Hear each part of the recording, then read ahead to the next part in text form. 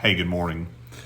Reading in Leviticus chapter 19 today, and there's something that really spoke to me in my reading, and it is in verse 9 and 10. It says, "When you reap the harvest of your land, you shall not wholly reap the corners of your field, nor shall you gather the gleanings of your harvest. You shall not glean every vineyard, nor shall you gather every grape of your vineyard.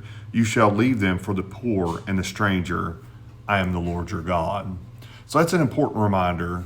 God commanded them when you harvest your grain or your grapevines, you're not supposed to get every grape. You're not supposed to get every grain that you've grown. You're supposed to leave the corners of the fields. You're supposed to leave a little bit to make sure that the poor and the homeless, or the poor and the stranger, the pilgrim, the person just passing through, would have something to eat.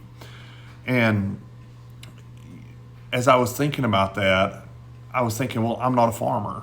I'm not a grower of any sort. So how do I do that? And I think even today, even though I'm not a farmer, you're probably not a farmer. You're not growing crops. You're not leaving part of it in the field for people to get. And that may not be as practical in our culture anyway. But what we do have is we have food banks. We have our churches. We have places where we can give and help. There are plenty of places that are trying to help the marginalized and those that have need. And I think we can still find those people, find those places that are doing that work and help them. It's our way of giving back.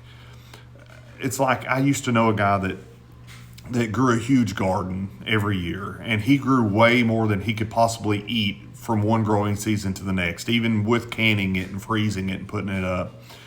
And I asked him one time why he did it. He said, well, I do it because I want to be able to give back. I want to be able to, it's something I can do to help.